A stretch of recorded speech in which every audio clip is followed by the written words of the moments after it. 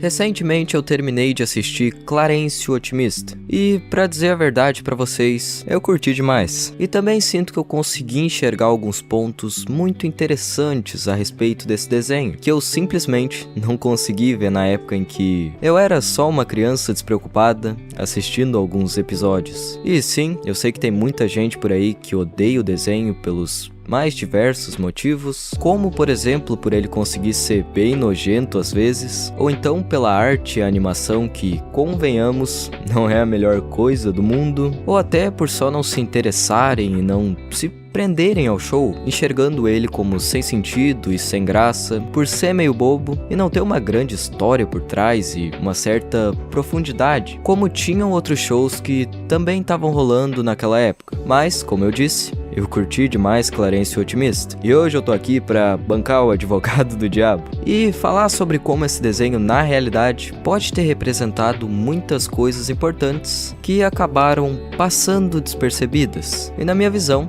ele é algo bem mais incrível do que parece. E abordando tudo isso, talvez eu possa mudar a opinião de algumas pessoas sobre o desenho, ou fazer com que, sei lá, elas deem uma chance pra ele, ou ao menos fazer com que ele seja um pouquinho menos subestimado do que é. Nesse desenho a gente basicamente acompanha o ponto de vista de um menino de 10 anos, extremamente feliz e otimista a respeito do mundo e da vida, enquanto aproveita os dias dele de uma maneira bem simples pra gente, mas ao mesmo tempo extraordinária dentro da sua própria percepção. O Clarence leva uma vida normal, ele brinca muito com os amigos e colegas por conta de ter bastante tempo livre, vai à escola, vai ao supermercado, tem uma boa relação com a mãe e com o padrasto dele, joga jogos de tabuleiro, brinca no parque, corre por aí o tempo todo e, enfim, eu acho que vocês já entenderam. Ele não precisa se preocupar em ser o herói e salvar o mundo, ou ter que embarcar em uma jornada incrível e perigosa. Ao longo dos episódios, a gente também acompanha os dois melhores amigos dele, que são o Sumo e o Jeff. Ambos também crianças, só que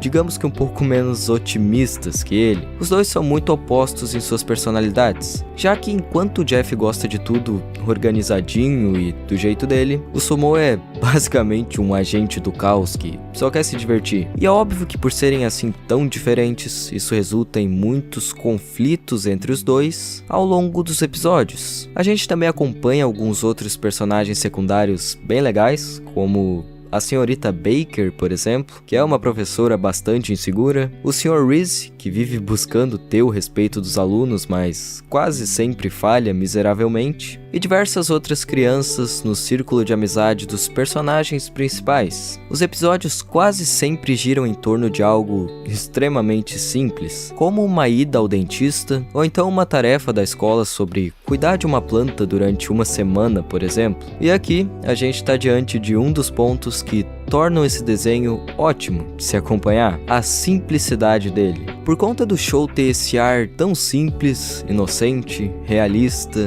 e mundano, tudo acaba se tornando muito familiar e agradável, em um nível que chega até a ser difícil de se explicar. Só que o legal é que, por mais que se mantenha simples, tudo ainda continua extremamente divertido, porque a gente está acompanhando através dos olhos de uma criança de 10 anos. Então, de alguma forma, essa essência e toda essa alegria de viver aquilo que é comum acaba passando para quem está assistindo o desenho, fazendo com que a gente se identifique em certos aspectos com o que está sendo transmitido ali, e assim nos fazendo resgatar coisas boas que provavelmente tinham ficado apagadas por um bom tempo. Quando eu estava assistindo os episódios, sempre me vinha esse sentimento feliz e aconchegante da infância. Essa simplicidade que dizia que o mundo era um lugar bom e a vida era boa, como se naquele momento eu conseguisse enxergar as coisas, nem que fosse um pouco, do mesmo modo que o Clarence as enxergava, e assim resgatando parte dessa criança que eu já fui um dia. E isso é simplesmente incrível. Se tem uma coisa que esse show foi ótimo em fazer, com certeza foi representar o conceito de Carpe Diem. Carpe Diem é basicamente uma expressão em latim que significa aproveite o dia, um lema que nos lembra o quanto a vida é breve e o futuro é incerto, e é por isso que se torna tão necessário aproveitar ao máximo o nosso dia, aproveitar ao máximo agora e apreciar o presente tanto quanto for possível. Sem dúvida existe muita incerteza na vida, nem dá pra saber se realmente vai existir um futuro, mas ao invés disso paralisar a gente, deve se tornar um impulso capaz de nos libertar e de nos fazer viver a vida de uma forma extraordinária e a enxergar com mais clareza. E sem dúvidas, a gente pode resumir esse desenho nisso. Se tu for reparar, o Clarencio aproveita ao máximo todos os dias dele, e mesmo que a situação não seja tão boa assim, ele sempre se esforça para conseguir tirar o melhor que existe ali. Eu acho que um episódio que retrata bem isso é um onde o Clarencio e o Sumo estavam passando por um dia bem chato, onde não tinha nada para fazer, e por isso resolvem correr atrás de uma lagartixa só para descobrir aonde que ela iria levar eles. E com isso, um dia que aparentemente seria muito sem graça, acaba trazendo muitas coisas boas para eles e sendo divertido pra caramba. E só foi desse jeito porque, de certo modo, os dois escolheram correr atrás de aproveitar o dia deles. Se tem uma coisa que representa de forma excepcional a essência desse show, é aquela musiquinha que toca no final de cada episódio, chamada Bons Hábitos e Maus. Eu vou colocar um pedacinho dela no final do vídeo para vocês ouvirem, mas antes eu quero falar sobre a letra dela, que é uma coisa muito da hora. E traduzindo para o português, fica mais ou menos assim: cedo pra cama, cedo pra se levantar, cutucando o nariz, desperdiçando meu tempo. Esses são meus bons hábitos, esses são meus maus hábitos. Mas eu nunca paro de me sentir bem. Banho diário, assistindo TV, não parando nunca. Esses são meus bons hábitos, esses são meus maus hábitos. Mas eu nunca paro de me sentir bem. Quando eu tô passando por um momento difícil, eu roo as unhas. Quando eu tô me divertindo, eu vou de avião até você, comendo algumas frutas, incomodando meus pais, tendo um segredo. Esses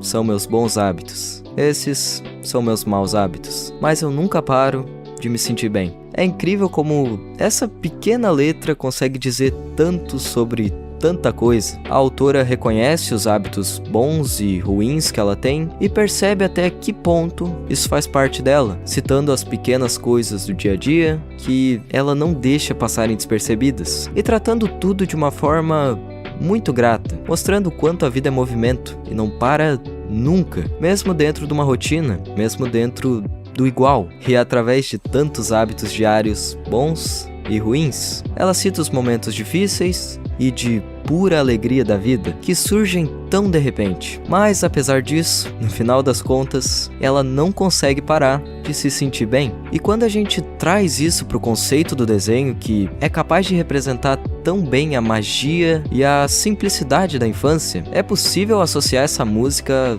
a tudo isso, associar ela à infância e ao modo como Clarencio não consegue parar de se sentir bem no final das contas. E eu acredito que um show que é capaz de mostrar pro público o valor das pequenas coisas, que nos traz tantos sentimentos bons, tanta nostalgia de uma época melhor e mais simples, e ainda assim consegue se manter engraçado e divertido ao mesmo tempo, pra mim, um desenho assim não pode ser considerado ruim. Eu acredito que Clarencio Otimista foi um ótimo desenho.